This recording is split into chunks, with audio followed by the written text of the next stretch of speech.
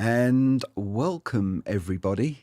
I'm Paul from Sound Devices, and welcome to this 8 series chat, presentation, demo, whatever you want to call it. Yeah, it's a Sunday, and thank you so much for taking the time to come and watch this. It's a day off typically for everyone where we all get a chance to be with friends and family and maybe a rare day off of work. So I appreciate, or we appreciate you very much giving up some time.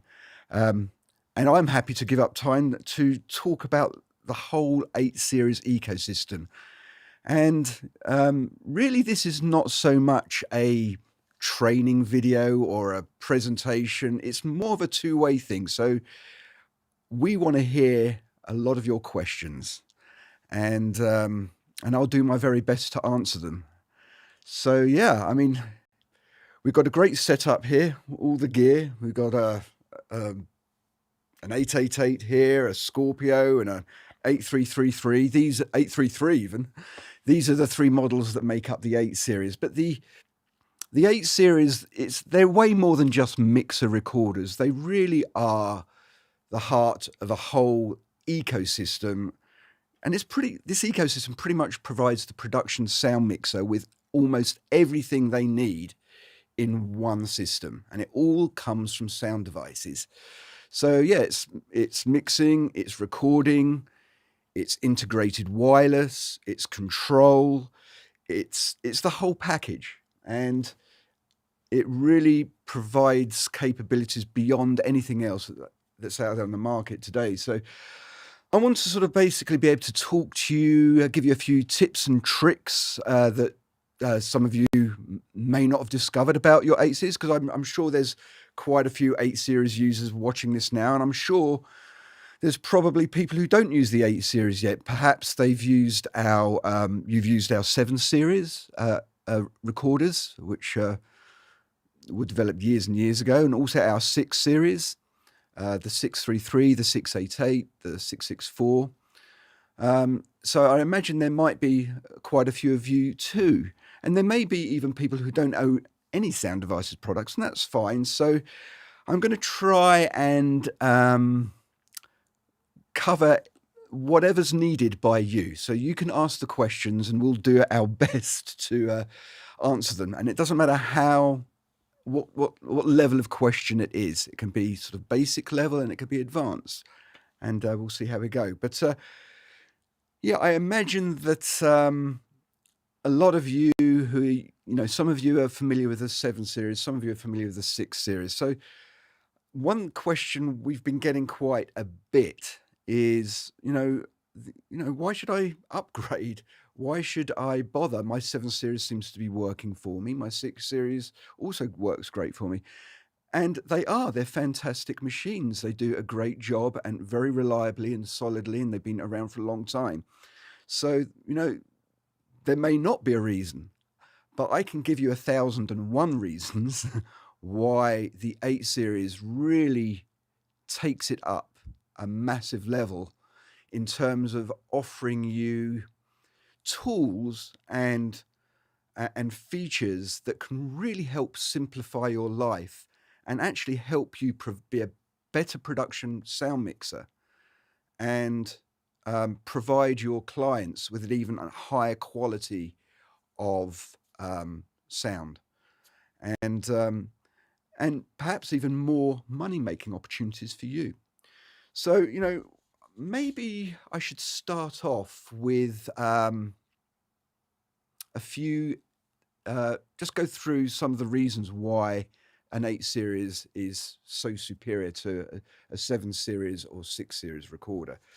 And, well, where do I start is the thing. There are just so many things. I think I might break it down into sort of sections, because in every aspect of the system, the 8 series is superior. So let's try and break it down for you.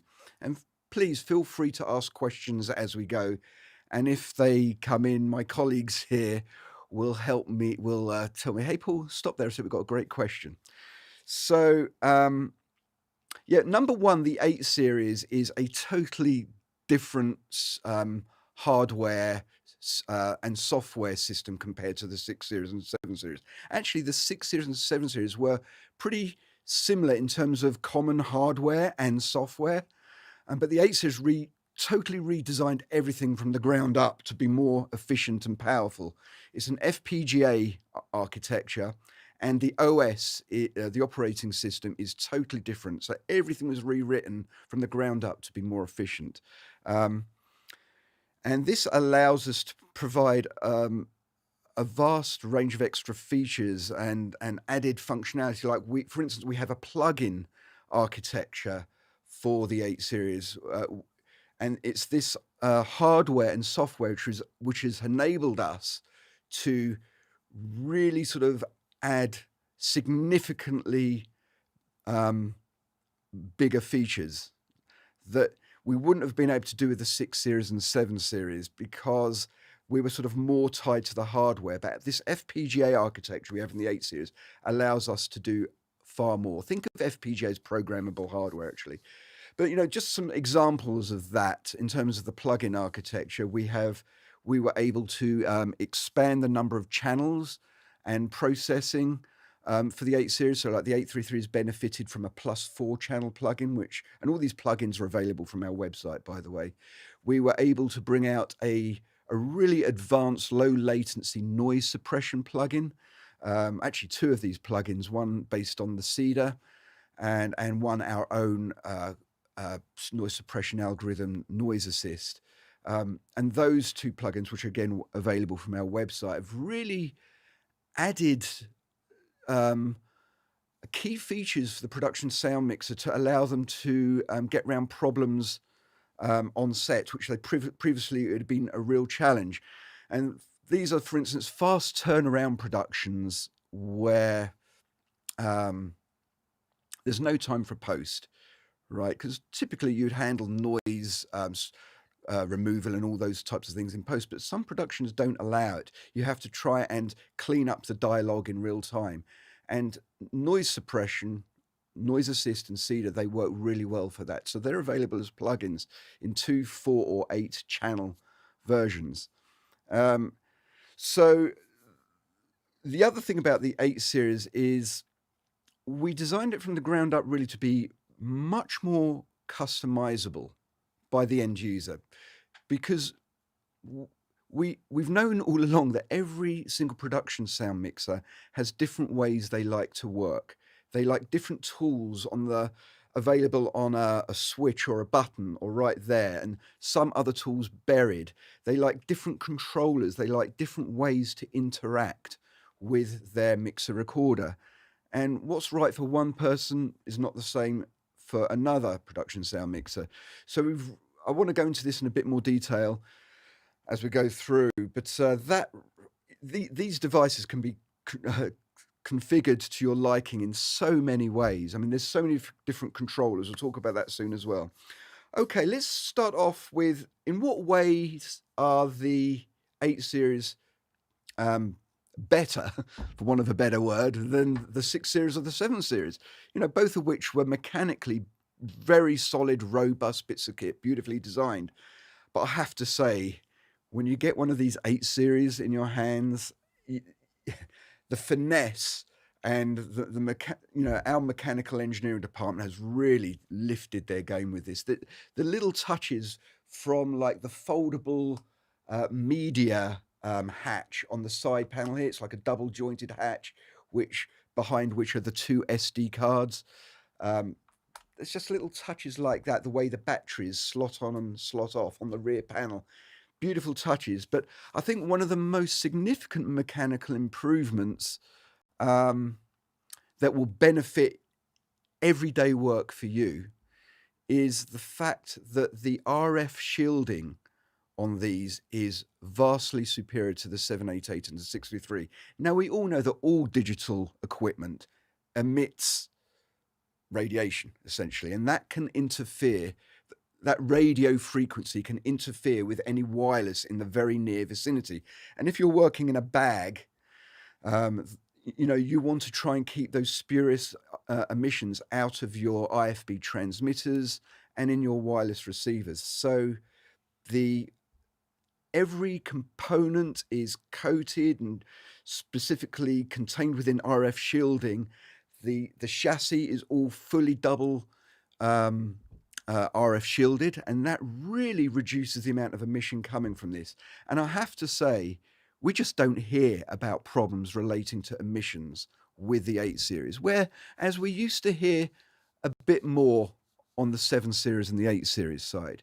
So, and we're living in a world now where more wireless is necessary. So anything you can do to make those multiple channels of wireless more robust and reliable, the 8 series, is not going to interfere with that. So mechanically, that's one of the key improvements there. Any questions, or should I just carry on, team? Nothing there yet? Good. All right, so the other obvious thing here is with the 8 series is it's got way more input flexibility. The types of inputs that it supports, I mean, apart from your line mic and AS and digital inputs and all those inputs, we now have a lot more integrated wireless capability. So the 8 series can essentially take wireless. We have two ways of doing that. We have the super slot system, which Sound Devices developed quite a few years ago, and we have an SL2 here. This is an 8-channel wireless system here. Don't know if you can see that, but yeah, this is a chassis that sort of bolts and integrates mechanically with any of the 8 series recorders. And this takes slot receivers, super slot based receivers via these 2 slots. And each slot can support up to 4 channels. So you've got a total of 8 channels of wireless integrated with the system. The nice thing about this is there's no external cables. You can, all the audio passes through an expansion port between the SL2 and the main device. You've got your antenna distribution built in. You've got your power distribution built in. It's all there. And the whole system, all the receiver channels can be controlled from the menu of the 8 series. So that's one system. And it's proven to be very popular. And the nice thing about SuperSlot is it supports all the main wireless manufacturers. It supports our own Sound Devices A10 and A20 digital wireless systems. You can see right now we've got 2 of our dual channel True Diversity wireless in there. We also support Wizicom, Sennheiser, Sony, Lectrosonics, all of these manufacturers. So the nice thing about the SL2 system is it allows you to use what wireless you want. Now, the other way to integrate wireless into the 8 series system is the very recently released A20 Nexus, which you can see right now mounted on top of this 888 here. And really, if you want the most advanced, most capable wireless system there is, the A20 Nexus is it. I mean, it's basically a minimum of 8 channels, but you can expand it up to 16 channels. So 16 channels in a bag. It can dock directly to any of the 3 8 series machines. It works beautifully on a cart, and you can connect via Dante. You can even use it remotely. So what I mean by that is you can take this, and I'm not going to go too much into the Nexus because we're focusing on the 8 series today, but this is a part of the whole 8 series ecosystem. And I did want to show how it integrates beautifully with the 8 series. You can run this remotely. And what I mean by that is getting the receivers much closer to the talent's transmitters, because by doing that, you're really reducing the likelihood of dropouts. And you can simply run an Ethernet cable from your mixer, your 888 or your Scorpio, over hundreds of meters to your Nexus, and that will allow you to bring Dante digital audio, all those channels back. We can power the device via power over Ethernet, PoE+, and we can even control the Nexus remotely from where we sit here. So it's a very powerful system. So integrated wireless.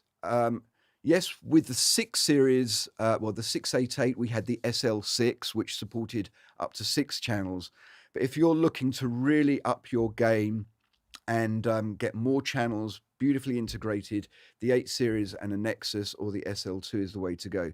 The other thing I should say about Nexus is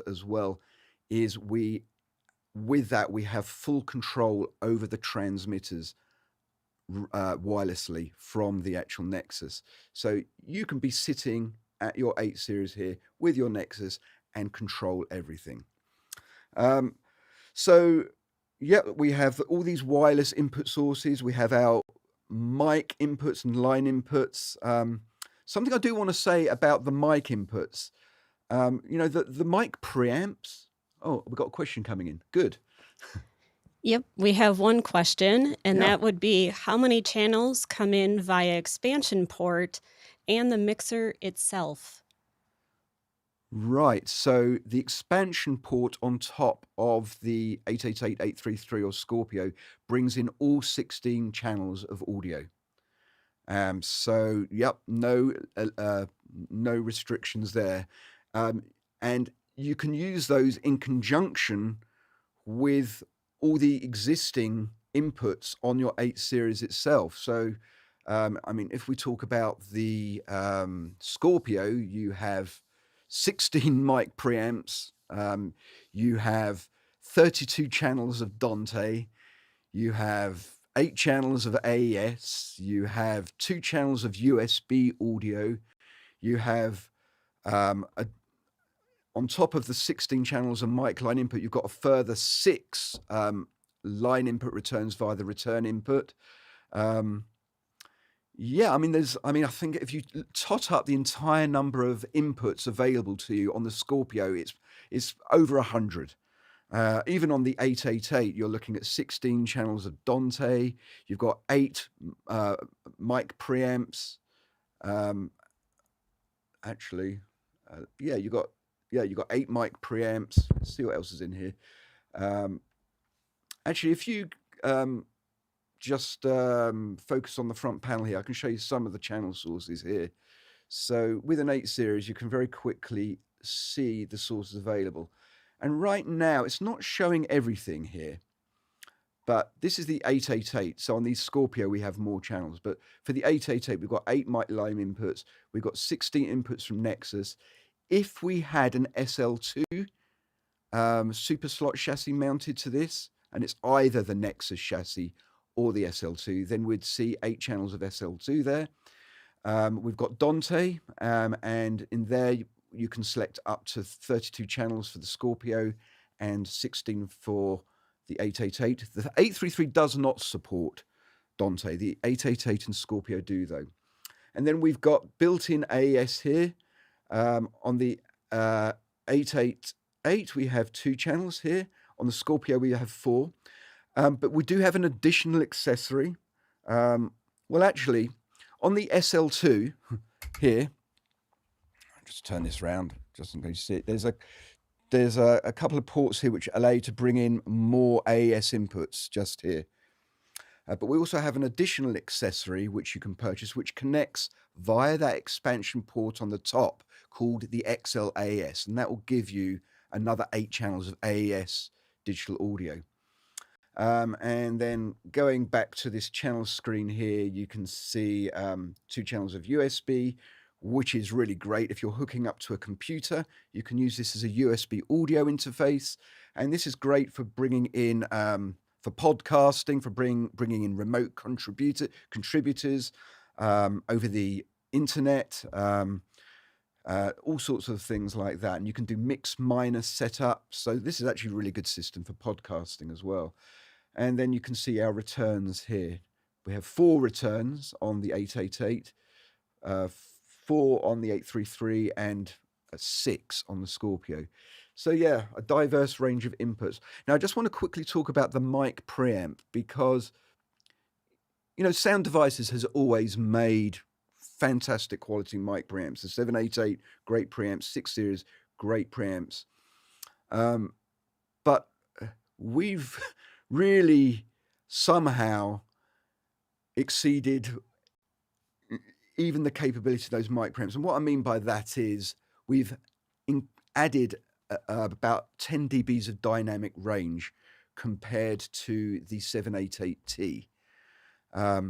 So what that means is the noise floor is even quieter, and it means that the mic preamp can handle even louder sounds. So you can go from super quiet whispers all the way up to blood-curdling screams or jet engines, and you will not overload your mic preamp. It really is a phenomenal mic preamp. Now, of course, you still have to be aware of the microphones you choose and make sure they can handle the sound pressure levels, and the mic's own input noise can have an effect. But you know that the mic preamp on the 8 series is essentially invisible. Okay, so that's a bit about inputs.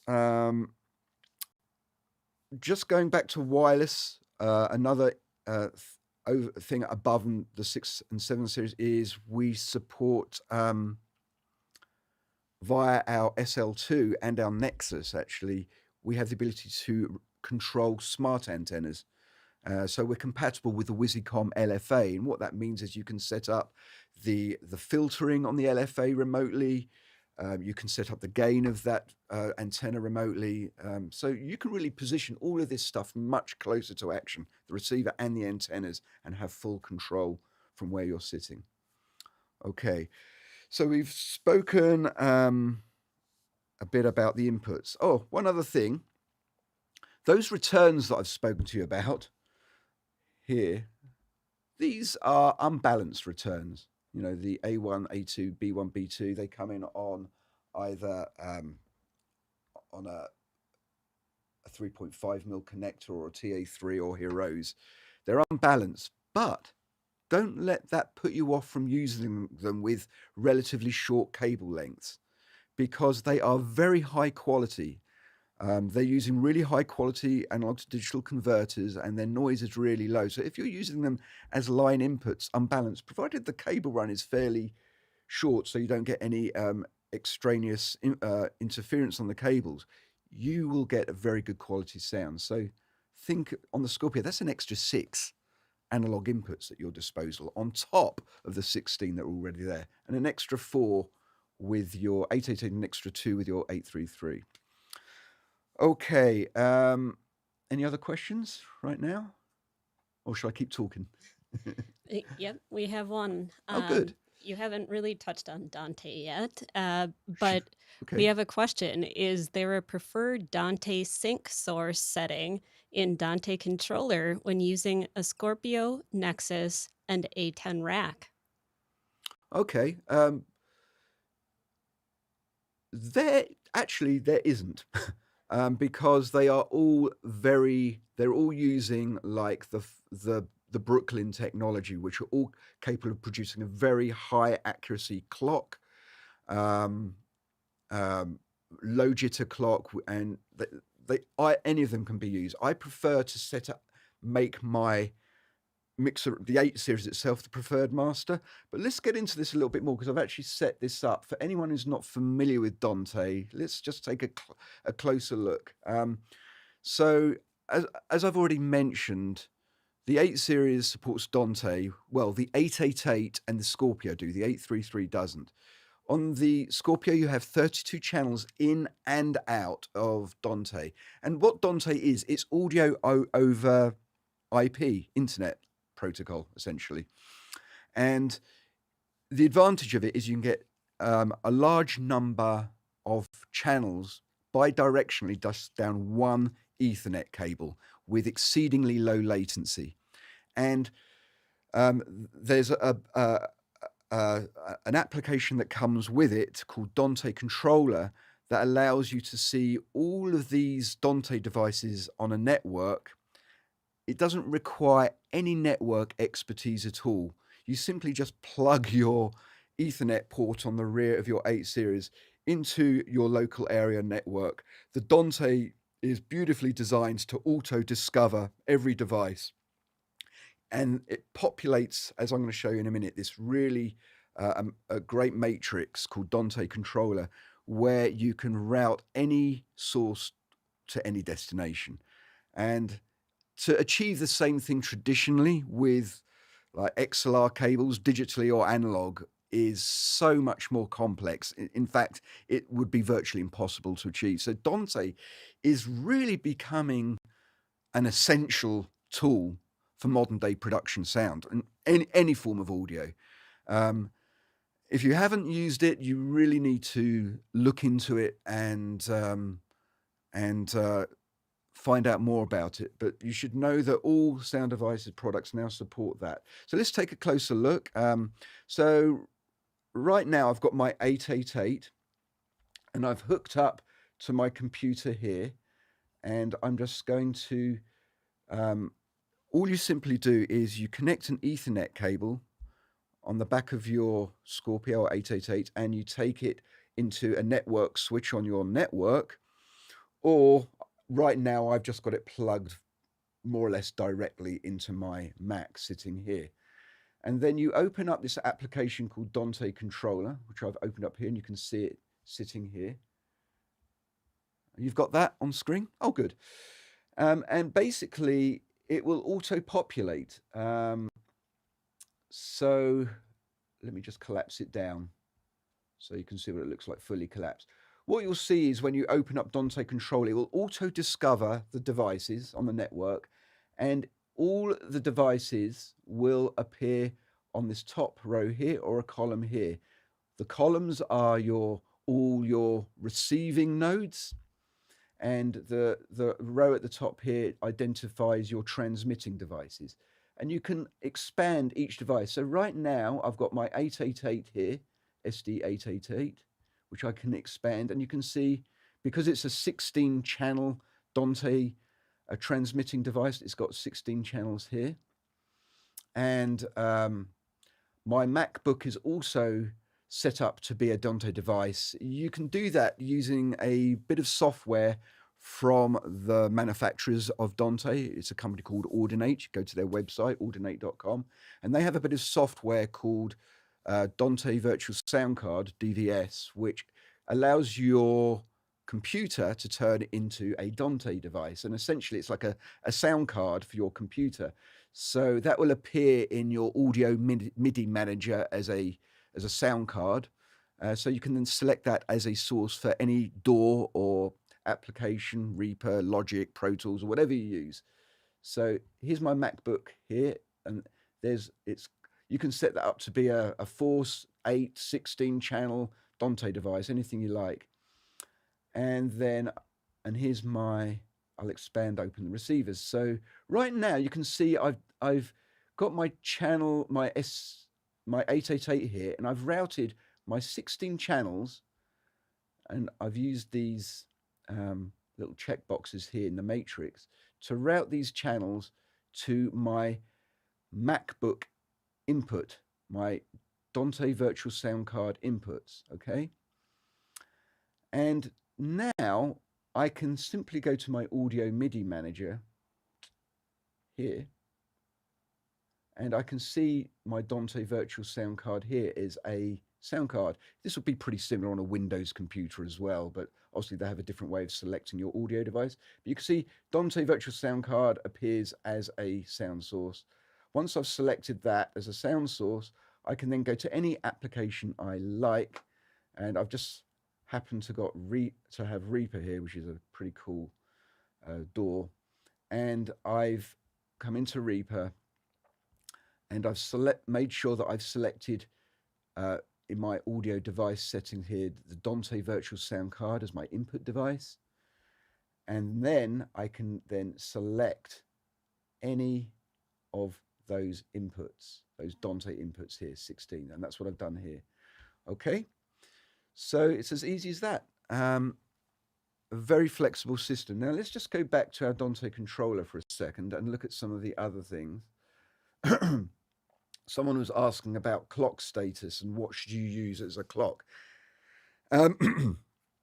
Well, as I said, all the Sound Devices products, if you have a Nexus, an A10 rack, and an 8.8 and an 8 series, I would always I would prefer to set the 888 as my preferred leader because that's the hub of the system. But you could set the Nexus as your hub as well. The Nexus isn't connected to the Dante network, and that's why it's not appearing here.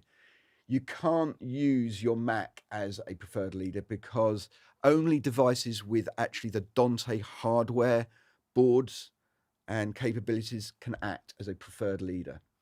So really, in a simple network like that, A10 rack, computer, Nexus, and an 8 series, I would set the 8 series as your master. You can see various things about the network status here. Just it tells you the latency. You can actually set up the latency for all of these devices on your network. So if you double click any of these devices in your Dante controller, it will bring up more detailed settings. And there's a tab here which you can go to and set up your latency, etc.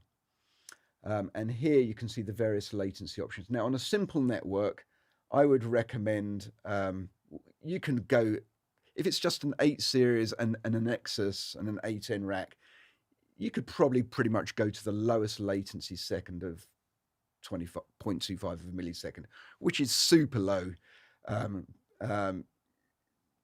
You're never ever going to detect that as latency. Obviously, if you're in a more complex network with tens of devices, you're going to have to experiment with this. And what essentially, the higher the latency value, you're going to have a bigger audio buffer. So that is going to help to eliminate maybe the chances of audio dropouts. So, it's really, you have to test those things before you actually go live. But in a small setup, as we've just described, an 8 series, a Nexus, and a computer, maybe the A10 rack, 0.25 should be fine. Okay, any other questions on Dante while we're here? Good. Okay, yeah, just on the subject of Dante and wireless, I didn't really, I've been talking about the A10 rack. That's a rack mount bit of kit which we brought out quite a few years ago, which had essentially 4 super slots on them. So you could plug in super slot 2-channel receivers, and then on the output of this box, you had Dante. So you could take those 8 channels of wireless audio via Dante into your 8 series. So it's another option out there for you. And you can control all the routing from your Dante controller here. Okay, so let's see. Let's move on from inputs now. We're going to talk a little bit more about why the 8 series over and above the 6 series and 7 series. So I want to talk about specifically channels. And I want to clearly differentiate between an input and a channel. An input is really it's a type of physical input or a type of source. It might be Dante, it might be a mic, it might be line, it might be a wireless channel. It's a type of source, okay? It might be a USB, an AES source. A channel is what you route that particular type of source to. And once it's routed to a channel, this essentially is your path through all the various gain staging, audio processing, and routing into your mixer, internal to the 8 series, and then to your actual recordable media. Okay. So, and the architecture of channels on the 8 series is just far beyond anything that a 6 series and a 7 series can do. So let me give you,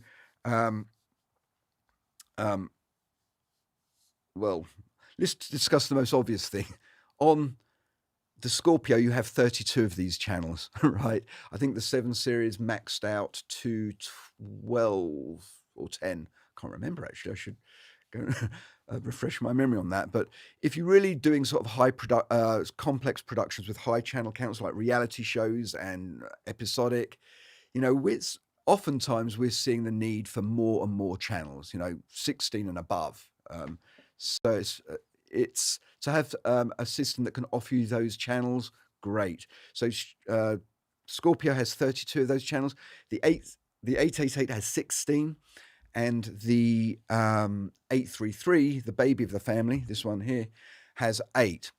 But it can be expanded to 12 channels via our +4 plugin available from our website. So look that up.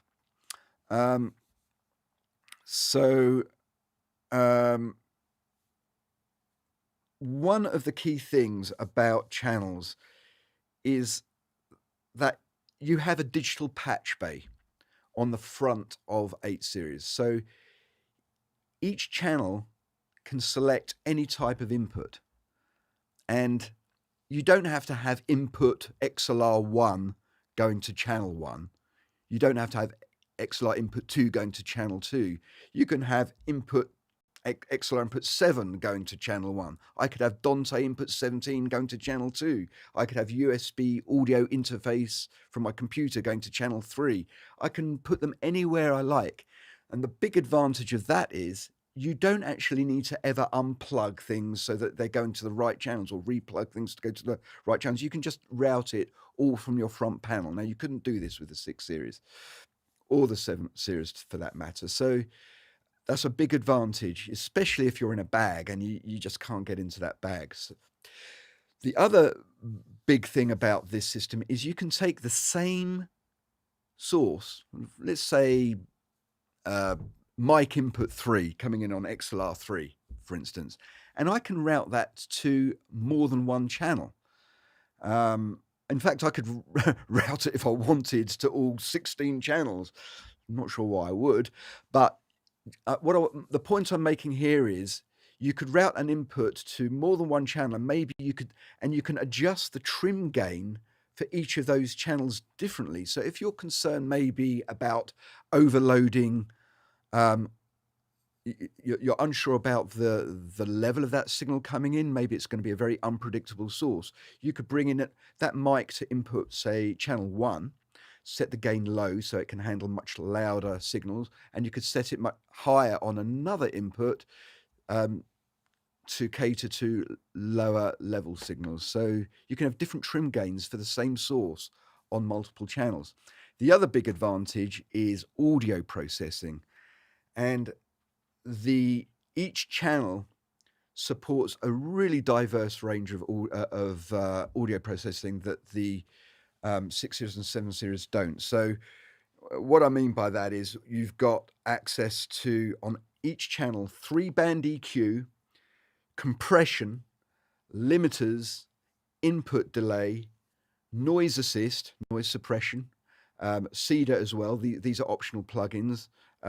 Dugan auto mixing, mix assist auto mixing, and you can have all of these different processes running. You can't have 2 auto mix processes running, so it's either mix assist or Dugan, and it's either noise assist or CEDA. But you can run you can run that in conjunction with your compression and EQ, delay, limiters, the whole works. And the nice thing is you can bring in a channel and apply processing to it, and then you can feed that same channel to same input to another channel, and maybe not apply any processing to it. So it's totally clean and raw. So if you have a post-production company that don't want you to apply any processing at all, which often they require, then you can record that neat. But if you also want to record a processed version, you can. I know some people, production sound mixers, who are using like 8 channels of Dante or 16 channels of Dante. They're bringing the Dante into 16 channels, and then on their Scorpio, they're duplicating those 16 channels to another 16 channels, and then applying their EQ, their noise assist, their auto mixing, all to these other channels. So it gives that flexibility. It's a significant improvement over what you can do with the 7 series and 6 series. And let's just talk you through some of this stuff here very quickly on the screen. This is a particular channel here, channel 1. I've got my trim control. Scrolling down here, I've got MS. I've got linking, stereo linking. So if I want to run with a stereo source, I can link a pair of channels so that it's controlled by one gain pot, and the other pot controls balance. You can do MS. MS stereo sources as well. And for anyone who hasn't checked out the 8 series and is familiar with the 8 series, that hasn't used the 8 series updated to the recent firmware, we added a feature with MS where you could use your first trim pot here to control your gain of the M and the S signal, and your even trim pot to be your spread of the MS control. Previously, you had to, if I went to MS, I can quickly show this very quickly. If I set MS there, you would control your gain from your trim pot here. Let's just do this from here. And your spread you'd have to use your control here. But now, if you go to the main menu and you scroll down to MS spread control, you can now select the even trim pot to do your spread, which makes it far more practical in the heat of battle. All right, so now I can use that to do that. All right, let's go back to unlinked there. More processing. We've got high pass filter, which you can set. And remember, this is independent for every channel. I can set my sources there, my high pass filter there, to roll off handling noise or wind noise. I've got my phase invert. I've got delay. Delay is a useful tool for compensating for boom and wireless audio offset. Up to 50 milliseconds of delay there. I've got limiter. More about limiters soon. With limiter, you've got by the way, while I'm here, I'll tell you about it. Limiters have far more flexibility than they do on the 6 series and 8 series. And I'll just quickly take you to the limiter menu here. And you can see all these different settings. So channels, you can set the threshold values. You can set the ratio from infinity to 10. So you can really fine tune that here. You've got soft knee or hard knee. You've got attack time to customize for each individual source, and channel release time. And you've got independent settings for your buses. So your buses, your mixed buses, all have their own independent settings for threshold, ratio, attack, and release as well. So that's limiters. Coming back to my main screen here, we've also got compressors. So you can come in here and especially with dialogue or for podcasting or for applications like that where you want a more consistent dialogue level. Lean back. Okay, I'm getting too near. So let me just turn that back down a bit down here. So we've got compression built in for each channel here, and you can set your compression to be pre or post fader. You might want to only apply it post fader if post don't want you to apply compression to your tracks. So you can do that with this toggle here, and then you can adjust your threshold right here, and set that all up, no problem. Let's just see what happens if I bring this up here. 1, 2, 2, 2. You can see we've got a compression amount compression meter running here. You've got the ability to set your ratio as well for compression. And you've got a nice little graphical interface here to show you what's up. And you've got soft and hard knee as well. And then you've got attack and release time. So you've got compression on every channel as well there. And just to let you know, you have compression available on your buses as well. A question coming in. Yes. Is the limiter digital then if it's being applied at the channel instead of the input? And the person who submitted this said, I would expect an analog limiter to be a function of the input and impact all channels the input is routed to. But limiter is configured as a channel property, which suggests digital. So Nope. Yes and no. The 8 series basically has analog and digital limiters. Every analog input has limiters in the actual analog signal path, but there's also digital limiting as well, which allows you that configurability.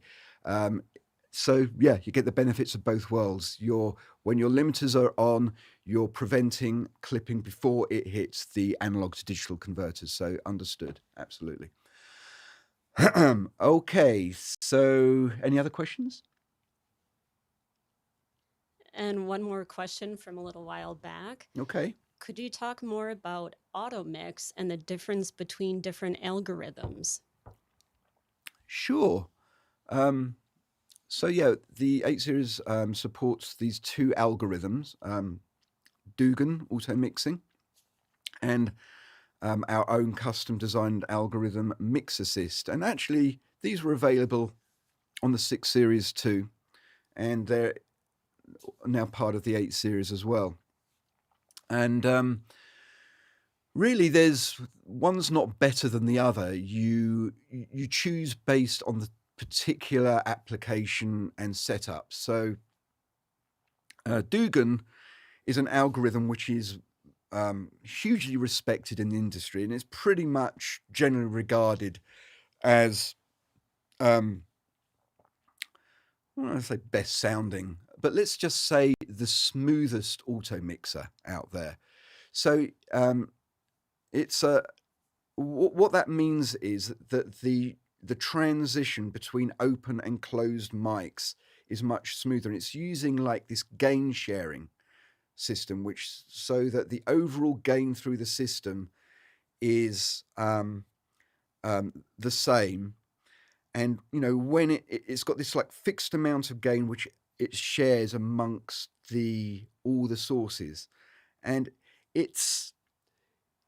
I think one of the reasons why it sounds really smooth is because it's not aggressively attenuating mics which are closed or deemed to be closed. And what I mean by closed, I mean not being spoken into. I mean, that's the whole point of an auto mixer, to basically reduce the gain on mics which aren't currently being spoken into at the time. Okay, and it allows the mix to focus on the speakers, the people who are speaking at that time.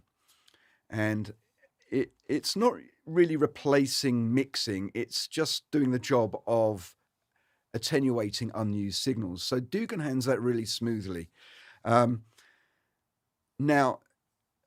I would tend to use Dugan unless it's a situation where it's a really noisy background and there's a lot more mic sources.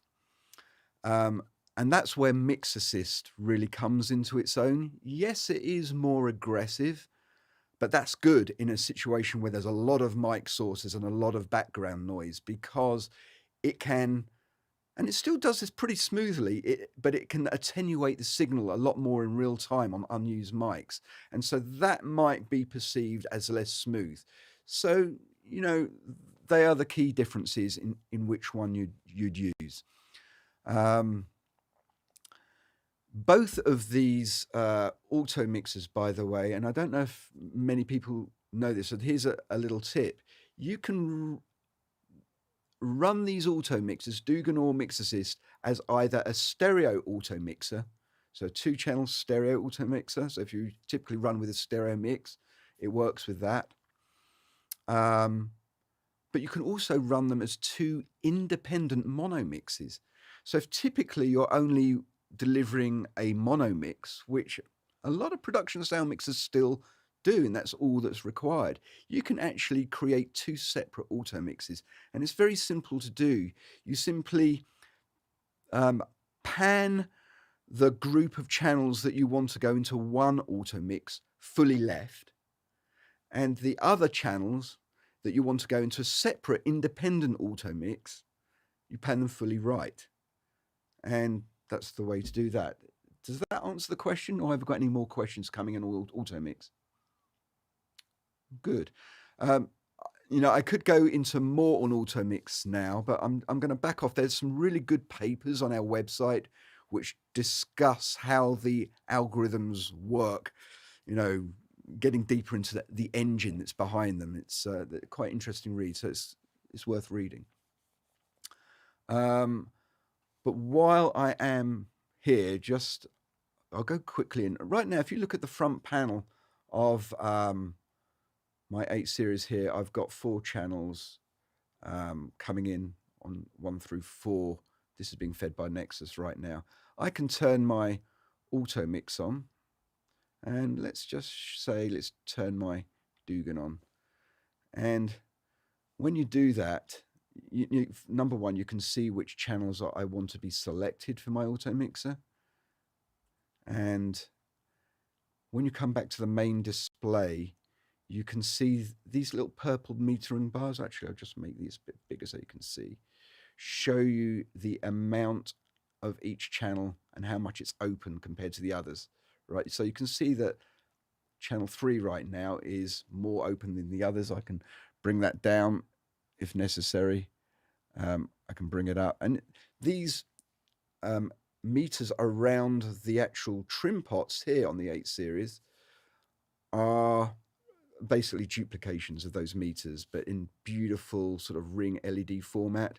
So they're purple there, and it really quite clearly shows you which channels are most dominant. It's a very immediate tool. You don't have to have these on if you don't want to. You can turn those off in the auto mixer menu here by turning off ring LED indication on. And when you turn that off, it just goes back to the ring LED meters here. This is now showing the input signal, the channel signal level pre-fade. Okay, if I go to the other algorithm, Mix Assist here, well, number one, you can see that there's another setting which is coming down here, which allows you to set the amount of attenuation for a closed channel. So a channel that's not being spoken into at a bit of time. So in a really 15 dBs is a good default setup. That works really well, and it's quite invisible. It handles things. So always start with 15. If you feel like you can back that off a little bit, because there's maybe only a couple of contributors, then experiment with lowering the amount of attenuation. We've got a question? We just got one in. Mm-hmm. Do you still need to manually mix when the auto mix plugin is engaged? Yes. Well, yes and no, guys. Like every question is going to be a yes and no. An answer is going to be yes and no. It depends, really. If the mix is important to production, that you deliver more than just a rough guide mix, or it's going out live where the mix is really important, then absolutely you should still be manually mixing. If it's only a rough guide mix, I think Auto Mix and Dugan would actually handle it pretty well.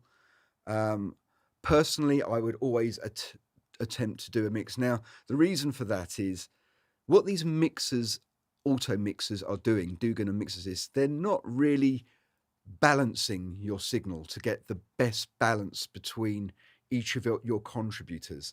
And as you know, contributors sometimes can be louder, they can sometimes be whispering, and all of those things. And your job as a mixer is to try and get a nice, smooth overall mix. Yes, you've got other tools at your disposal like compression and limiting to help with that as well. But really your job as a mixer is to manually, while mixing, get the perfect balance between all the talent or the contributors. And you do that in real time using your faders. What the auto mix is doing is taking a weight off your shoulder. And that is when you know that someone is not speaking anymore, or they're not in the scene anymore, or they're not taking a break, it saves you having to worry about bringing their fader down to 0, okay, and closing their mic.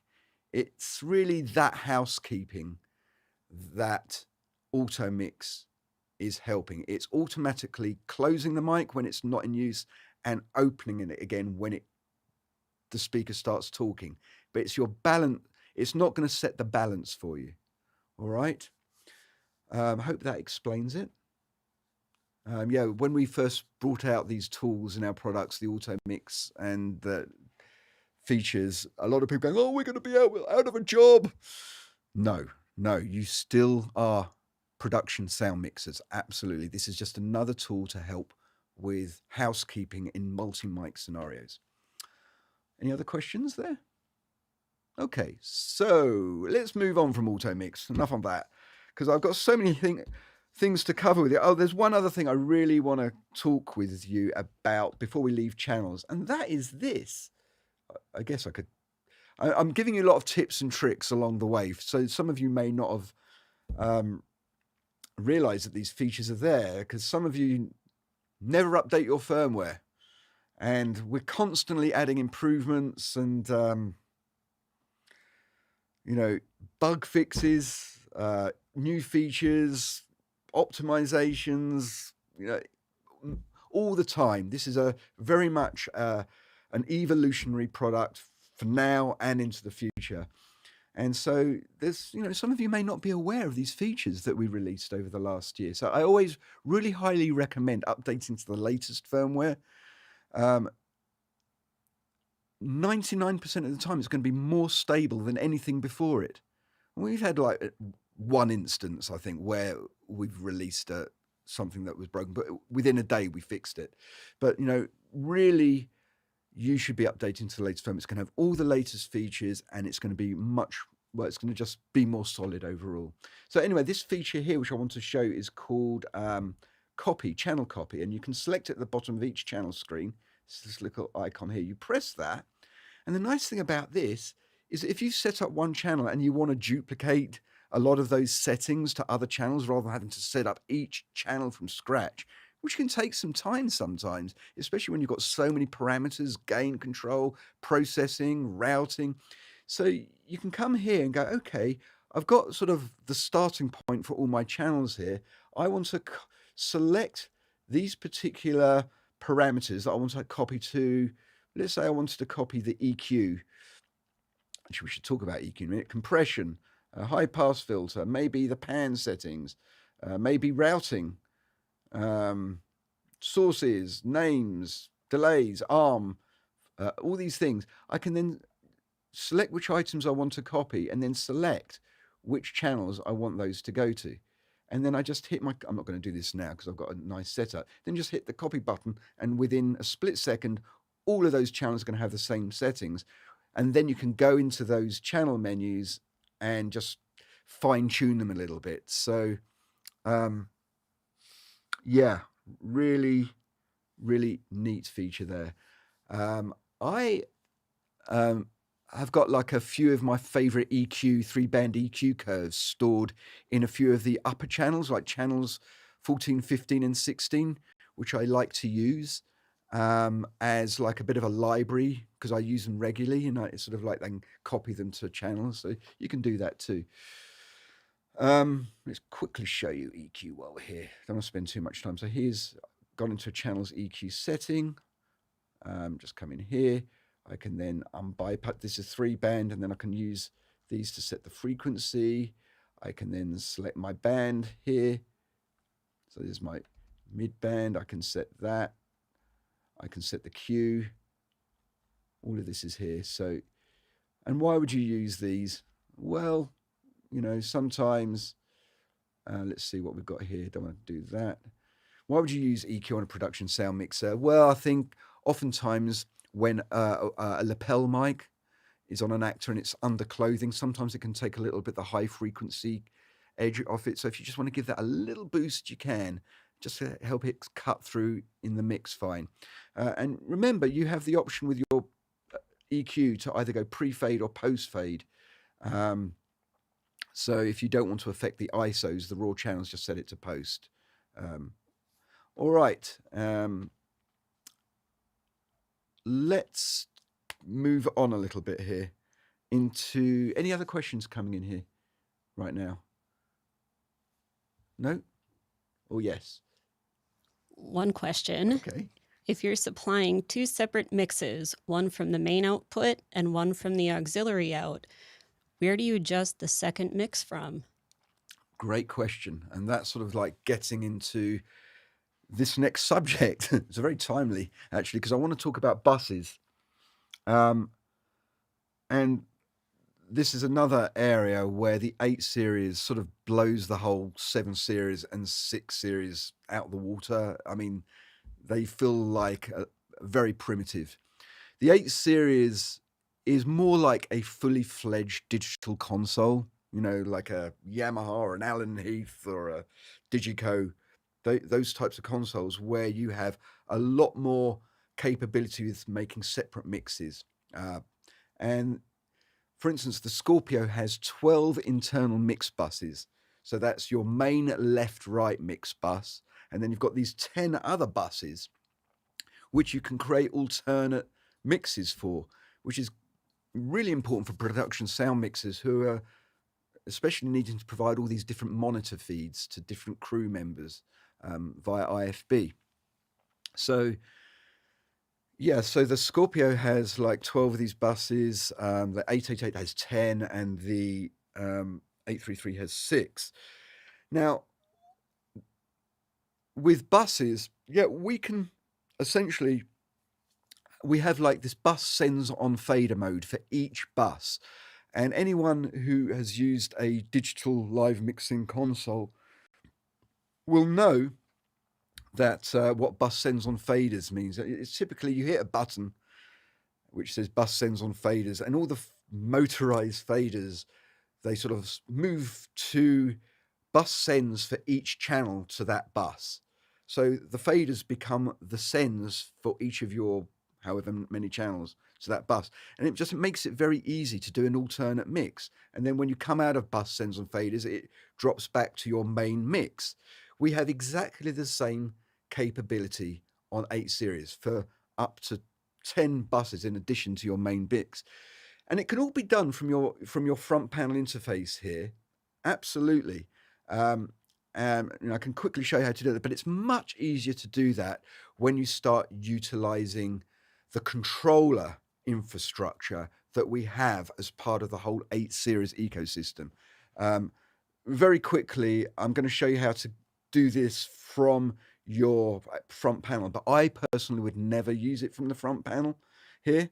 So I'm going to go to my bus 1. There's a shortcut here which I can use. This is a little tip. If I press my select encoder and go and move the PFL 1, it takes me to bus screen 1. Okay, and here is my I have dedicated mixes for my left and right. Okay, and those are accessible. I'll just show you here. Bus left with my 16 channels all set post fader right now, and my bus right. Okay, so there's my main mix, but I just took a shortcut to this screen here. Bus 1. I can name this to be anything I want. In fact, let's just do that now. I'm going to name this delete to, let's just say IFB1. So this is a monitor feed that I'm going to send out. Save. Right. So right now, what this is showing, my bus 1 is sourced from my 16 ISO channels. Right. And you can route your ISO channels. I've got 16 of them on the 888, 32 on a Scorpio. And I can route them either blue, which means that they've got their own send level. It's like their own fader level. It's their own mix level. Or I can send them, I don't have to send them at all by turning them off here. Or I can set them to pre-fade. So that means before the fader itself, just post the trim gain port. I can set it to be dependent upon the actual faders themselves. In which case they're going to be duplicating what you're doing with the fader levels on your main mix. But in answer to this particular question, I'm going to set these to my bus 1 here to be send blue. Okay, And you can see here that I've got my 16 channels all sent via this send level, which is their own independent fader control, totally independent from your main faders. And then I can select whichever ones are as sources. I can even bring in some of the left and right mix if I want to, but I'm not going to do that in that case. That's a bit of an advanced setting. I can bring in my comms as well. So any return comms feed that I'm getting, I can route out via this bus back to whomever. So it could be maybe a boom op sending their signal back to me and they want to hear their voice. I can send it back to them via that bus. And also I can route in here returns. And notice I can take any combination of any of these sources, right? Okay, but let's talk about bus sends and how to do an alternate mix for my IFB send 1. Okay, I've named it. I might want to turn a compressor on. Well, I might as well leave it here for now. So I'm going to come out of there. I could turn the limiter on, but let's just go back here. Now, as I select each channel here, you'll notice I have a gain control come down here. Well, actually, this send level control. Okay, so if I select that with this toggle, I can then adjust the amount of gain for how much channel 1 is going into this bus 1 mix. Okay, so I've set that to say, I don't know, 10. I can then scroll along to channel 2. Oop, I didn't want to destabilize that. I can then set that to its own level. So I can create a mix this way. All right. Now you can see how cumbersome that is to do that in real time. It's okay if you're going to do a set fixed mix, but in reality, that is not practical for doing a real-time mix. So let's talk a little bit about controllers here. And first, let's go to, yeah, okay.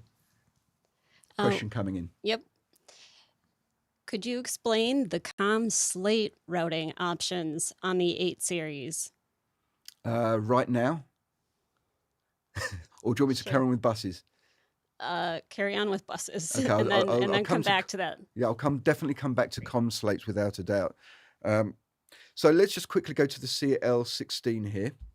And this is one of the many controllers that the 8 series ecosystem supports. One of the key parts of the design concept of the 8 series was that we want to allow users to be able to control their system in many different ways and to be able to configure their system to their liking. Now, we support an open protocol called MCU, Mackie Control Universal, which has allowed us to support many controllers other than our own. The CL16 is our own controller, but just to show you that there are many other controllers that you can use. There's this little baby SL mix face controller. You've got this Waves Fit controller. This one's got motorized faders. Whoops. You've got what's this one here? We've got this Behringer X Touch controller. We've got we've got this one here. Let's just unplug that. This is an Icon controller, with motorized faders as well. And then we've got even supports the CL12 as well, and the full size X Touch. We've got this little baby which works as well, this little mini X Touch, and then the Sonosax, which is really nice. Another little fader panel there. So there's all these options, hardware options, for configuring and using your 8 series setup. And the nice thing about this system is actually you can use multiple controllers at the same time. So you could have one controller dedicated to your main mix, and you could have another controller fixed to control all your buses or your outputs. So very flexible system. And then all at the same time, you can run with an iPad or an Android or an iOS or an Android controller as well. In fact, right now, I don't know if you've switched to it. I'm running our app SD Remote, which is, I'm actually running it on my M1 Mac right now, but this allows you to mix from here as well. So that's really cool, and I can not just do my channels, but I can do all my bus masters here, my outputs. So yeah, we'll talk more about that in a minute. So you can see you've got all these different options for controlling and setting up your mixes. So let's go back to bus sends on faders very quickly, and I'm going to demonstrate this. I'm going to demonstrate this using the CL16, which, you know, if you can, this is the one to go for, because it really opens up every single capability you'd want from the 8 series as a recorder mixer. And the nice thing about it is all of these devices, by the way, connect via USB into the USB-A port on the side of the 8 series, just here. And the USB-A port, by the way, supports USB hubs. So this allows you to connect multiple devices simultaneously. So right now I've got 2 of those plugged in. So let's have a look here. Yeah, I was going to show you just bus sends on faders. So I can switch here to buses, boom, like this. I can go to bus sends on faders. Let's do for bus 1.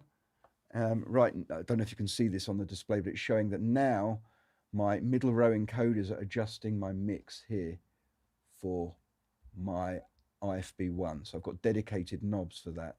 And then I can go to IFB, I can go to my bus 2 here now and set up an alternate mix using this. So these are always my main mix faders on the CL16, and these middle encoders act as my bus send levels for each channel.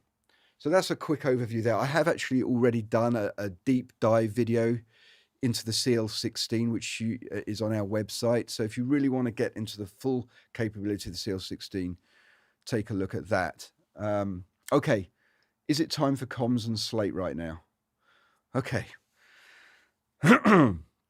Yes, this is again an area of the 8 series which supersedes anything that's possible on the 6 series and 7 series. So let's see how that works. So let's just come here, make sure I'm not. So let's just take a look at this 888 right here. You've got a built-in internal mic in the 8 series, which can act as your comms microphone. But you can also use an external headset here, which connects via this TA5 connector on the left panel, which allows, it's a headset, so it can be used for monitoring and your comms feed and your comms mic. And first of all, you would set that up by scrolling to your slate and comms returns here. And the first item on the slate comms returns menu is, okay, what is my mic source for my comms? And you can see you've got an option for external mic, which plugs into that TA5, or an external 12-volt mic plugged into the same port there. All right, I'm going to leave it as internal mic. And actually, the internal mic on this 8 series is really good.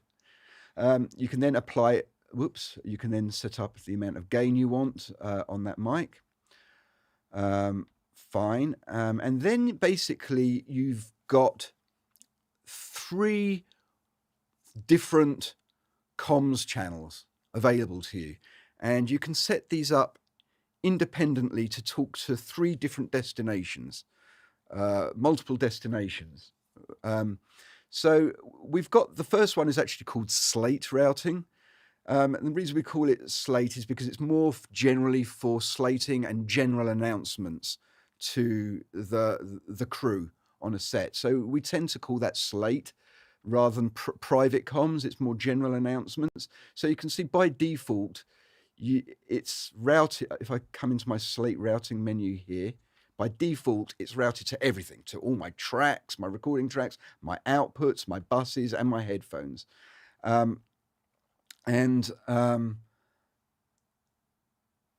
but I can, if I want, totally disable destinations here and make it a private comms line if you want to. All right. But I'm going to leave that at Slate as general announcements right now. And I come back here now. We've got on the 888 and the Scorpio, we've got two private line or ComSend routing screens as well. So this is where you can have one set of routing for your ComSend one. So perhaps I'm working with two boom ops.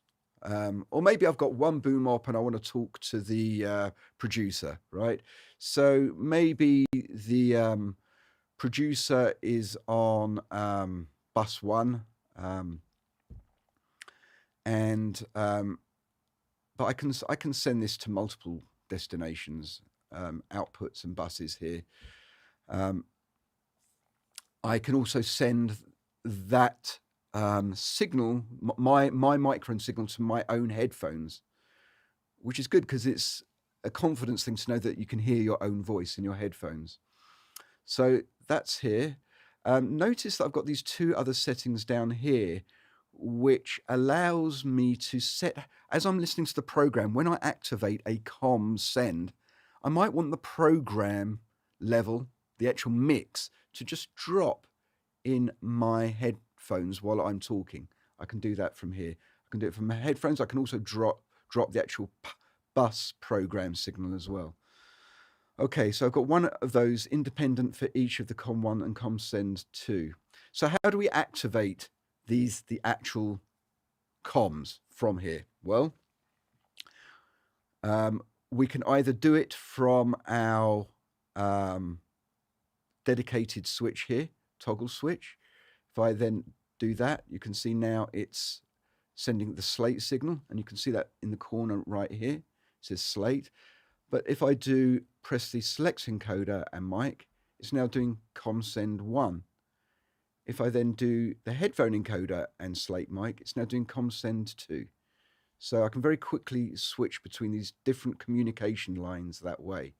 Now, obviously, again, with a controller, we've got dedicated buttons for these activating your comms and Slate. Like for instance, here on the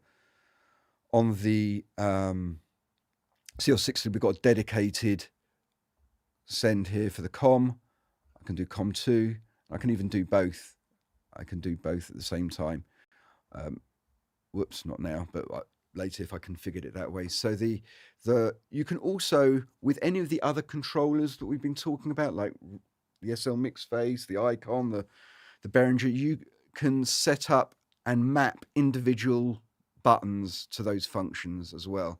So any controller can have dedicated buttons for your comms. Now, obviously, comms is a bi-directional thing.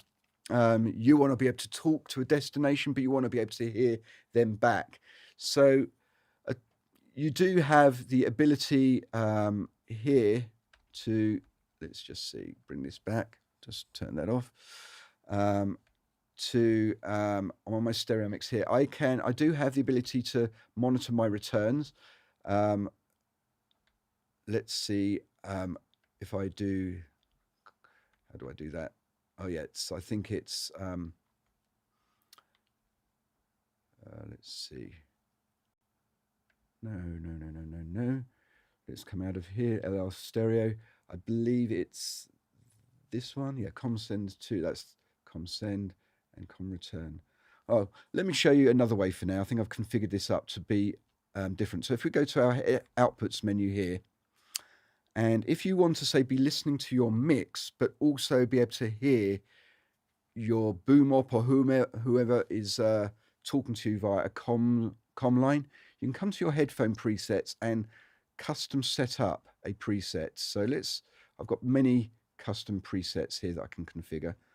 Let's just say select headphone preset 1, and I'm going to edit that here, and I'm going to have it such that I'm going to have bus left, the main mix, going to my left ear, and I'm now going to scroll to my right ear here, and select that. And I'm going to put my bus right mix into my right ear. But I also want that com return to go into my right ear. I could choose to put it into my left ear as well, so why not do that?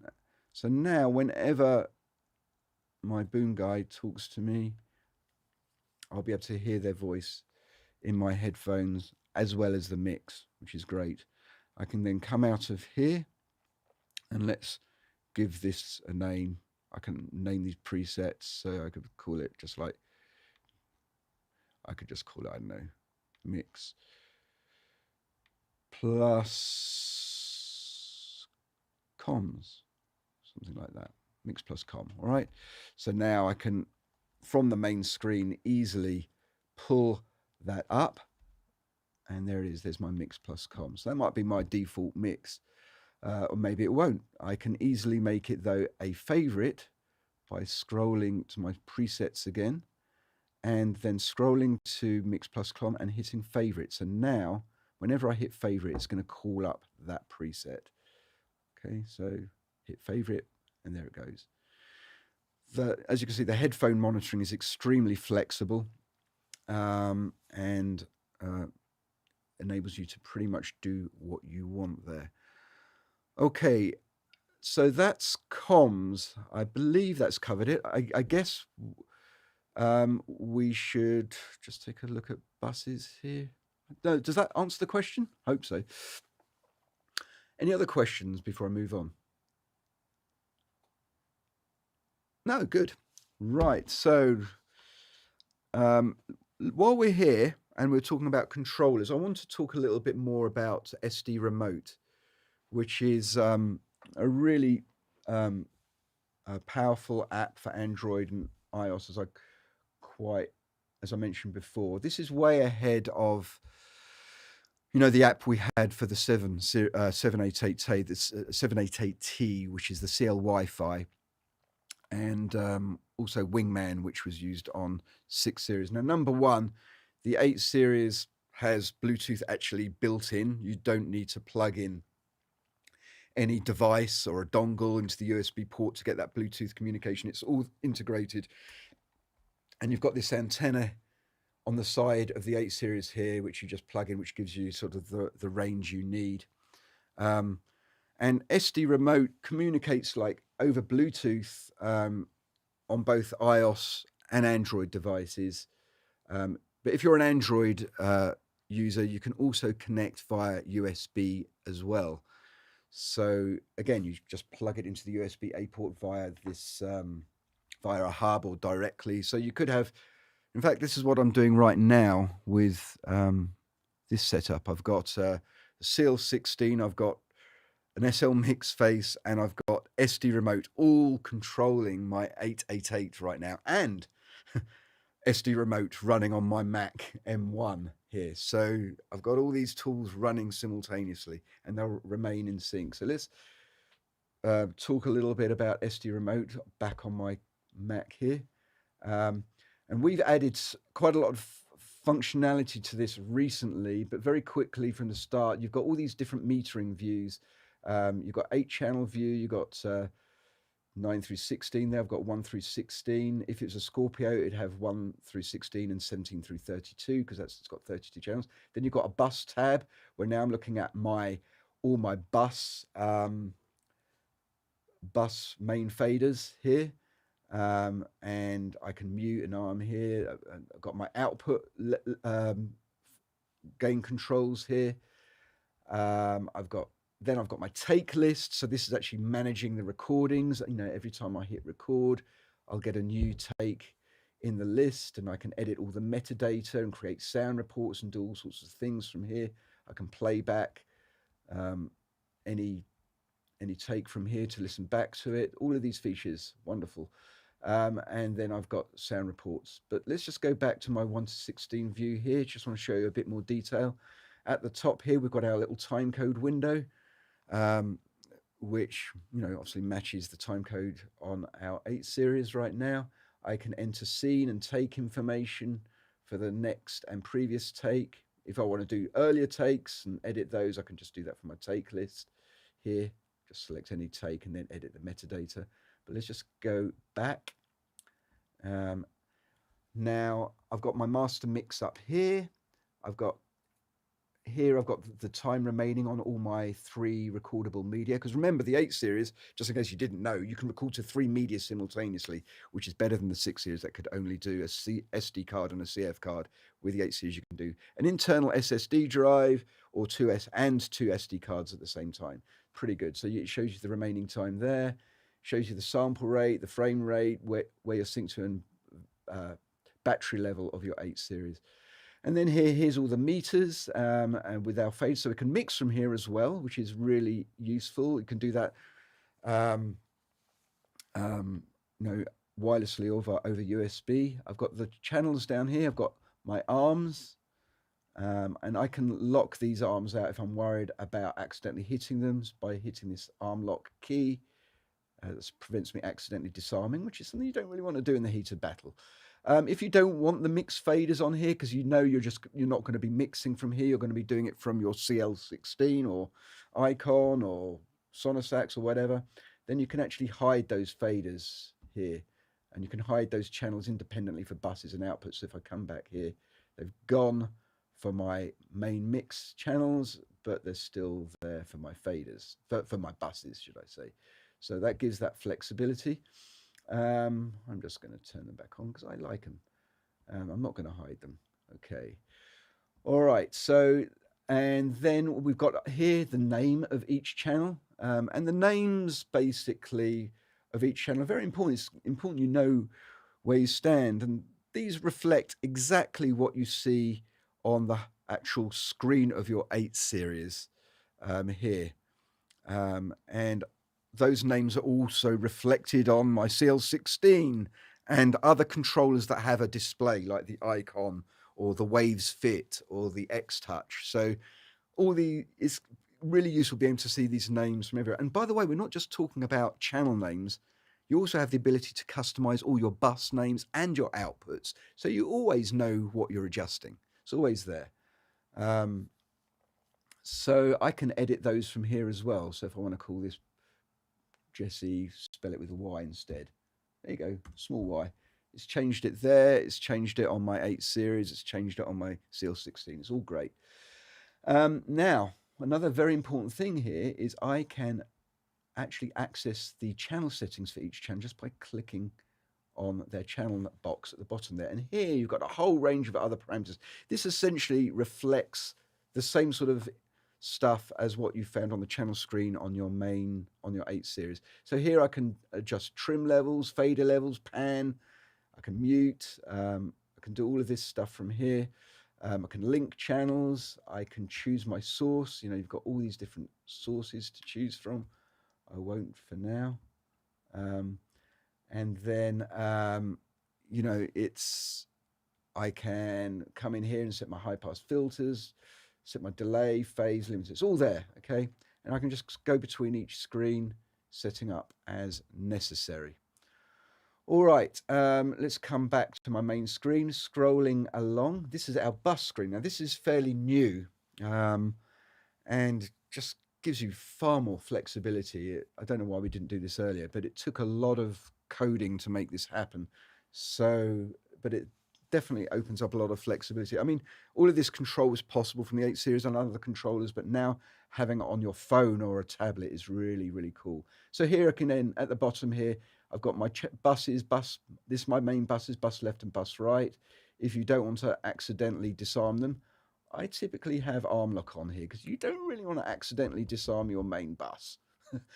But, you know, that's all good. Here's your main bus master faders here. We've purposely left off your main bus as well because we don't need to accidentally adjust those. Again, you can see the names of your buses and you can edit those directly from here as well. So if I come in here and hit, maybe I'll call this IFB2. Okay, so again, that reflects through the system. It reflects onto your other devices and it's all there. If I want to make any settings on bus, I can press the bus button and again, I can call up all these settings and it's just a very nice interface. So I can name from here, I can adjust the master gain, all of this stuff. after fade listen. And you can choose whether when you go into a bus screen for it automatically to solo or after fade listen. But you may choose not to do that. You may have an assistant controlling all your buses and they're going to be in and out of this page all the time, but you don't want that to affect your monitoring. So you can actually turn that auto AFL bus function off now. And so that whenever your assistant goes in there to adjust the bus feeds or what have you, it's not going to affect your main mix.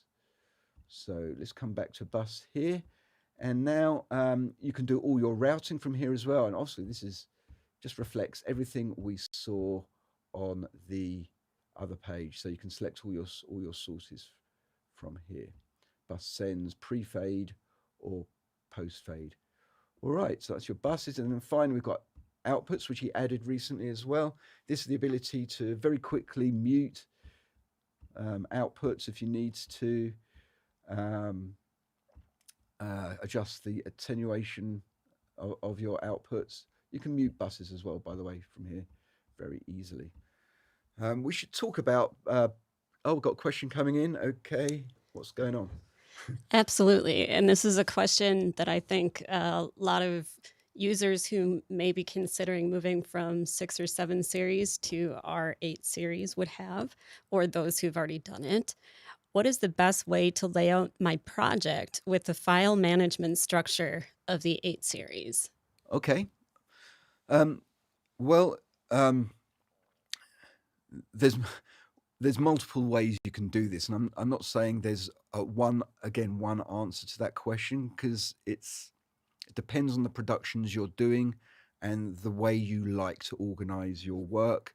But I can focus on a common example. So that's what I'm going to do now. So the folder management and where you store your files is much more advanced on the 8 series than your 6 and 7 series, and it's different. What we've really done is model it more on a flexible Mac Finder experience or a Windows Explorer experience. We support up to 3 folder levels deep. So that gives you, and we had that capability on the 7 series and the 6 series too, but there's more flexibility here, and it's more visual. So let's talk about that right now, because metadata and file handling are far more advanced on this system. So let's go back to basics here, and I'm going to do this all from the front panel of the 8 series right now, rather than from the controllers. So a shortcut you must definitely learn when you get to the 8 series, and that is hold the menu and press the encoder. Takes you to what's called the take list, and you're going to be in and out of this all the time. You can map a single button to it if you want to, but I always use that. And this is just a list of all your recordings in chronological order with the most recent first and the oldest down at the bottom. And right at the very top of the list is the next take to be recorded. This should be familiar to anyone who's used Sound Devices equipment. But anyway, in this page, there's this really important switch here called record folder. All right. And this is your doorway to the world of folder management and organization on your 8 series. Okay. It's different, entirely different from the 6 and 7 series. Once you get used to this method, you'll prefer it. So you click on that, and if you haven't created a folder at all, I've created one here already called demo, but you're just going to end up with a blank screen called root. Okay, and that root basically refers to the root of your recording media, so your SSD and 2 SD cards. Okay, and so if you set at root and you select the folder, because right now I can use this middle button to say set current, and that will make whatever I've selected in this screen, currently none, to be my current folder. So if I do that, it's now telling me that none is my current folder. So what does that mean? Does it mean that the recorded files are just going to go nowhere?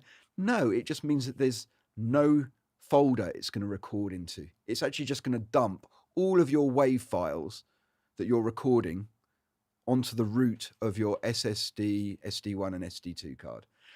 But that's not a great way to manage your files. If you did that, you'd end up with all your projects in this massive, huge, long list at the root of your drive, and it's just not going to be easy to track down what you're doing.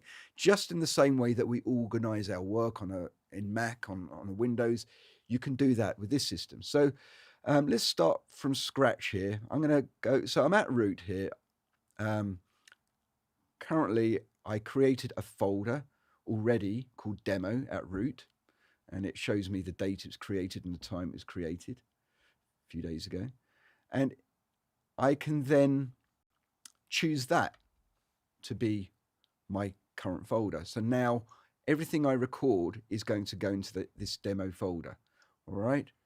But maybe I want to, maybe that's the name of a show. Let's think about like an episodic scenario where there's multiple seasons, and we're going to start off this from scratch. So let's at root level, it tells me I'm at root here. I'm going to hit new, and I've got 3 options for what type of record folder I want to store my recordings in. I'm going to select custom to start with, and let's make a new show. What should we call it, guys? I can't think of it. We're going to make a show about cats, because everyone loves cats. And this is such a well-liked show. There's going to be multiple seasons, right? So we're going to create this show called Cats, and we're going to, so we've got this big container where we're going to store all our cats material. But we're going to be working on season 1 first. So I want to create within the Cats show, I want to create season 1. So now I'll show you, I've just basically selected it, and then I press the encoder to go inside that folder. And it tells me I'm inside Cats because it shows me that's the name of the folder I'm in at the top there. But there's nothing in here. There's no record folders. So I'm going to hit new. I want to create one. So I'm going to create, well, I'm just going to do it custom again here. Let's call it season 1. So just call it S1 for short. All right, save. All right, so now I am currently, it shows by this word current here. If I hit record now, it's going to start recording all of my WAV files that I record into this folder, season 1, which, if I go up, which is inside my cats folder. So we're 2 levels deep. We're recording in season 1 folder, which is within the cats folder. All right, current. But what if this season is going to be a long season, and we're going to say we're going to be recording it over multiple days? Now, it's really a highly recommended thing that you create a new folder every day. There's multiple reasons why Post will love you for that, because a lot of the workflow is based on a daily workflow, especially as it helps them to sort of like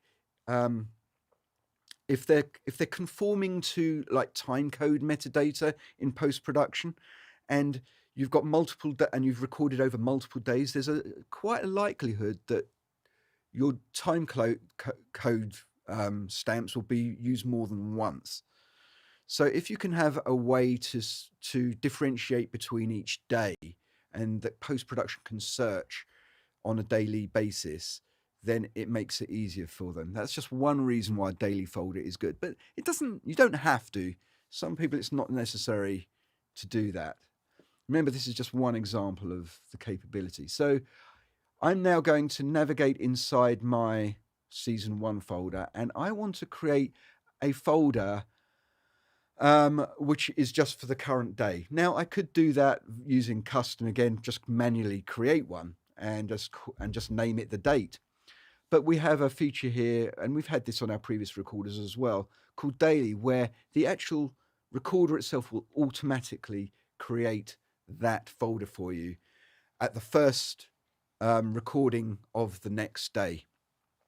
Although it gives you the option, you can choose whether it goes into the new day or the previous day.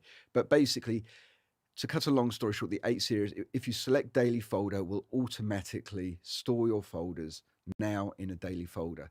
So if I come back to my take list here, and let's say, okay, let's create a new scene here for my next scene. I'm just going to call it 100 for now. Okay, so scene. So now if I come back to my main screen, I can see if I press the stop button on my recorder that the next take I'm going to record is 100 take 01. Let's do that. Okay, so I'm recording 8 tracks here and a mix into my, hopefully, my daily folder, which is inside the season 1 folder, which is inside my cats folder. All right, let's do that. I've just recorded 2 takes. So I can go back into there and go to files. Well, there's the 2 takes I just recorded at the top of the take list, but let's just go into files just to make sure that they are there. So here we go. There's the cats big container. Let's go in there. Oh, there's season 1. Great. And here's my daily folder. And now there's my files. Okay. I can select that folder and create a sound report for that folder if I wanted to. Let's just go back in here and show you the versatility of this. One more thing before we leave this. Let's go back to my take list and let's create another record folder. So let's go back a level and say, let's create season 2. All right. So I'm going to do that. Come in here, custom S2. Boom. Great. Now I've selected that. Let's go in there now, create another daily folder. Boom. Okay. So now I'm going to come in here, hit record. Away you go. So now these new recordings should be in a different folder. Now I just want to show you that I can quickly go between projects very quickly. I can, I'm going to go back in there again and create another folder. And let's come back to the top here. And let's say I'm going to do a new project here, totally different from cats, called, I don't know, dogs. Here we go.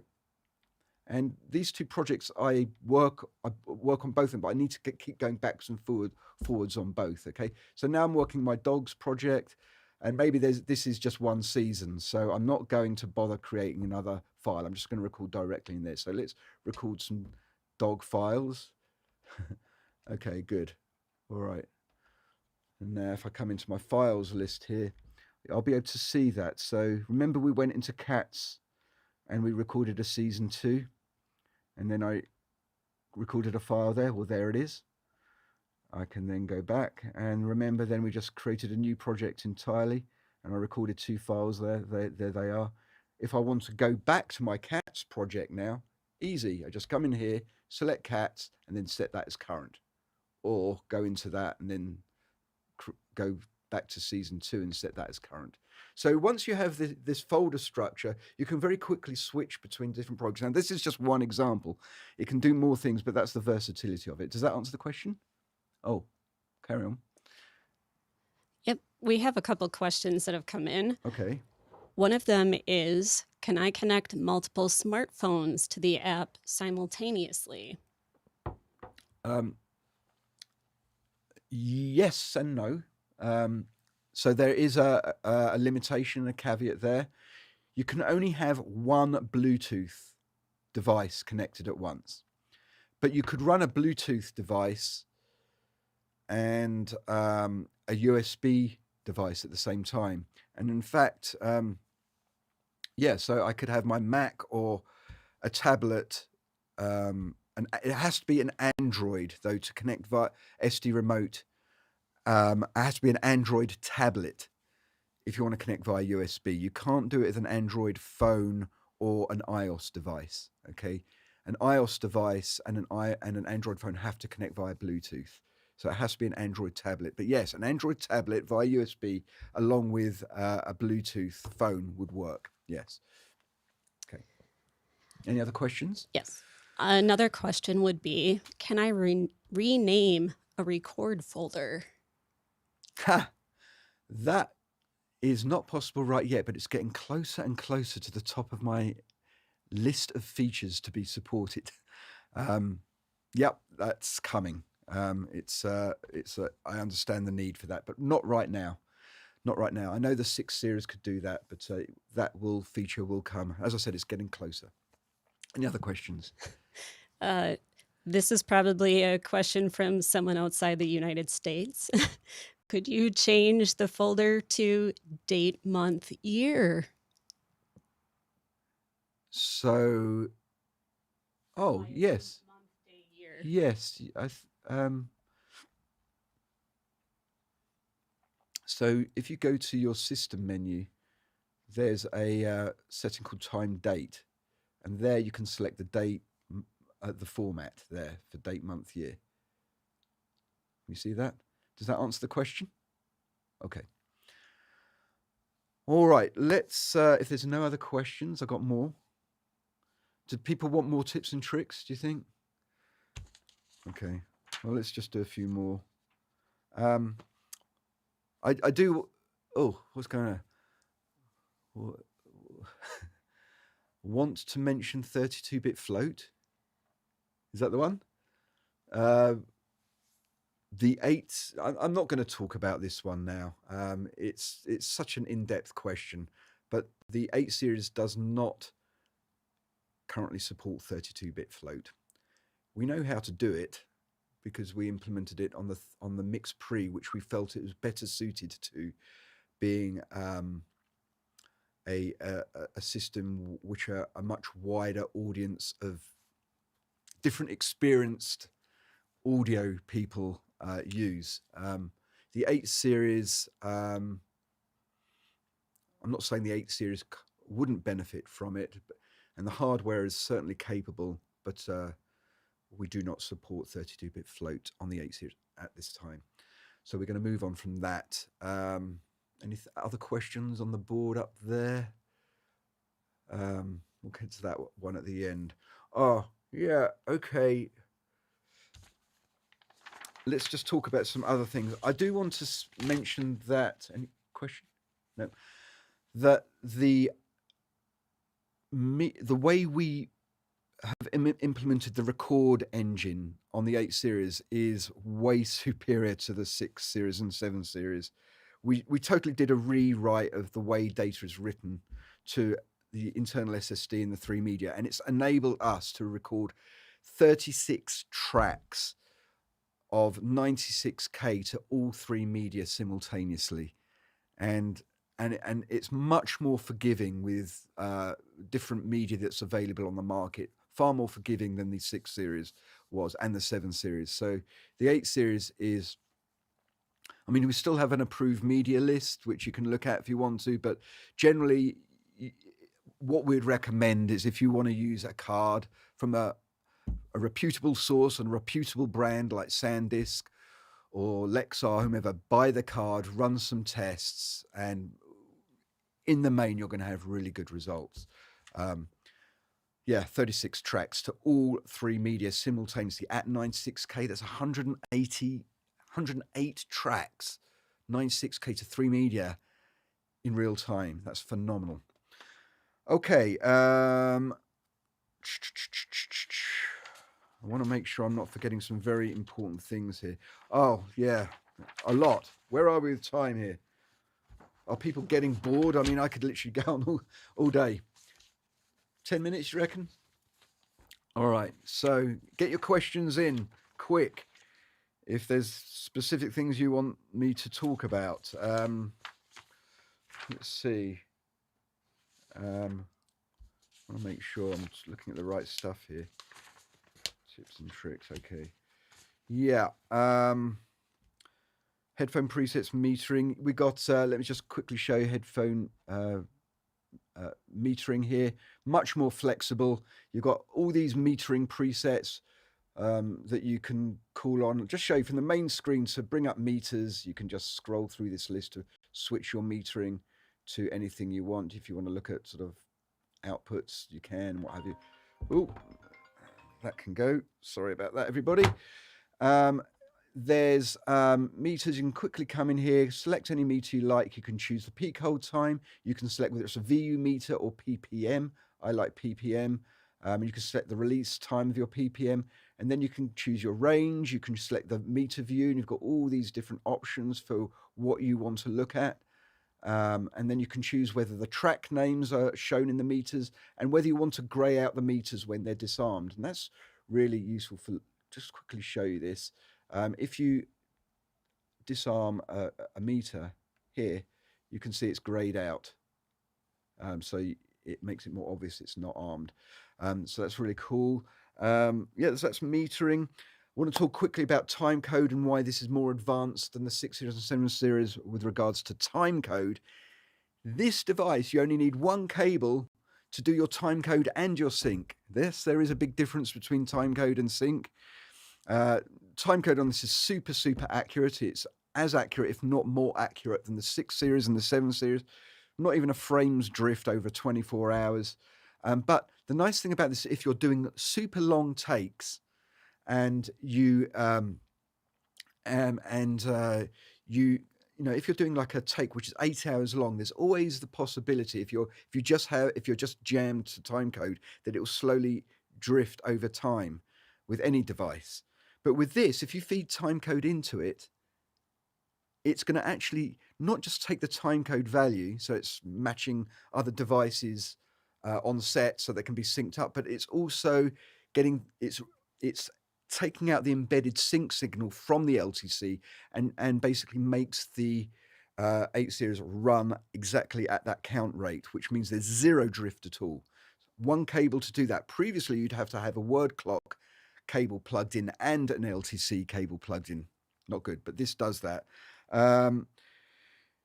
What else can we talk about? It's actually got tunable time code in here as well. So you can go to a menu in here and go to your time code menu, and you can essentially tune your time code to be exactly the same as an external source. Maybe it's an ambient locket box or a tentacle sync or whatever. You can tune to that and then run them independently, and you know there'll just be no drift at all between them. Really cool. Let's switch subjects again to metadata. I know we spoke about record folders. Metadata is really important.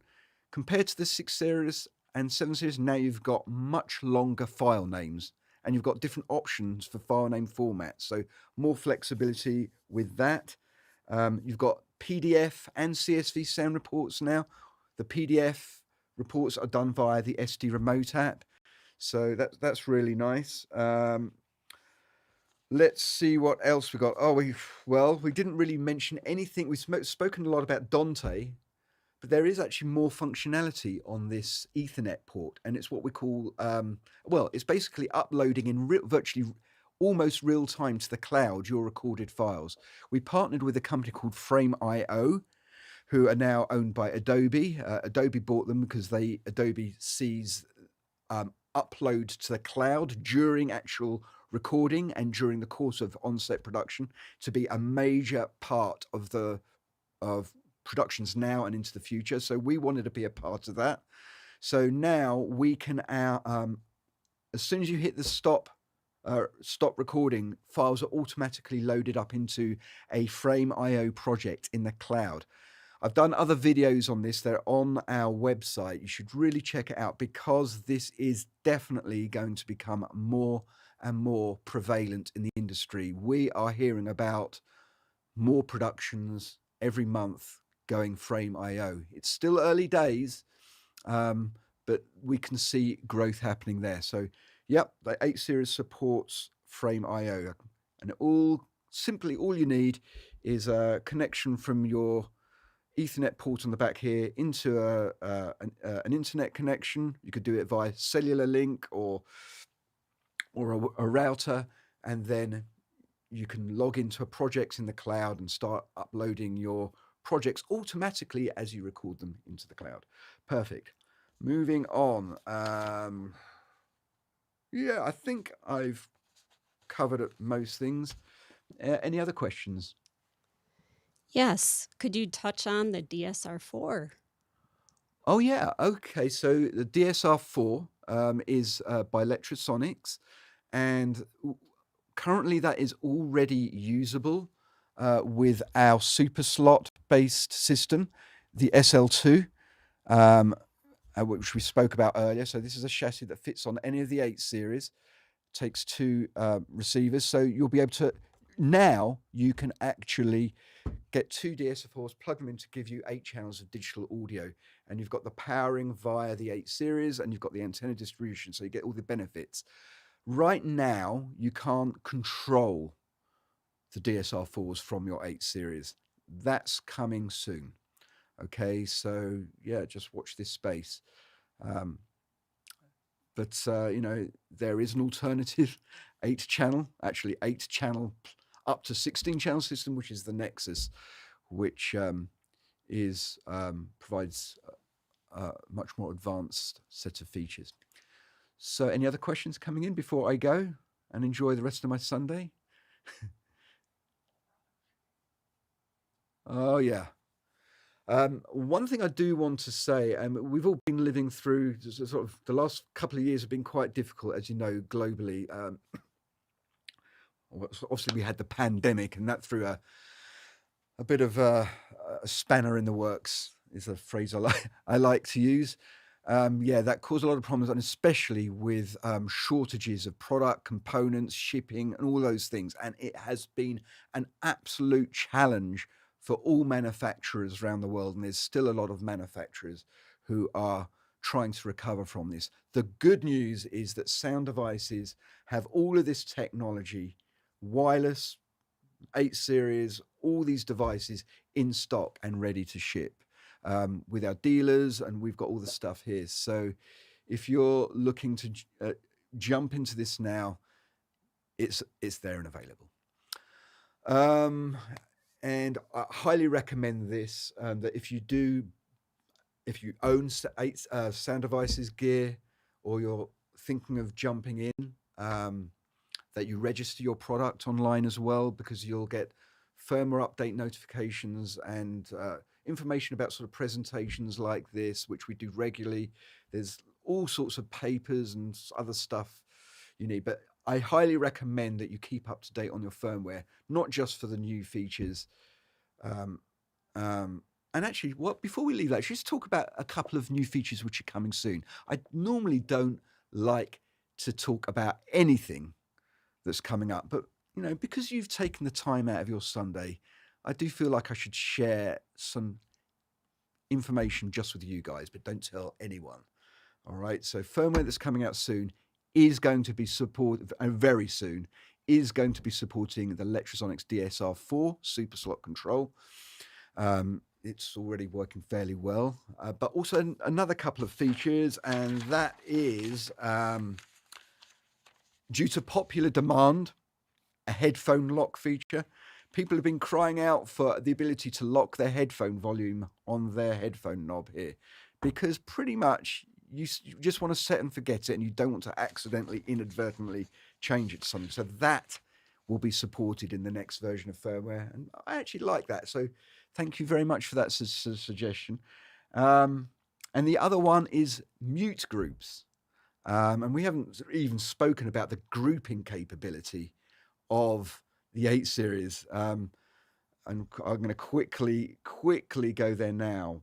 But we have this feature called channel grouping, which allows you to create groups. And we've got 4 of these groups, which you can basically map any group of channels to. So maybe I just want channels 1, 2, 3, and 4, 5 here, all set to group 1. And that means when they're grouped that I can control them with one button.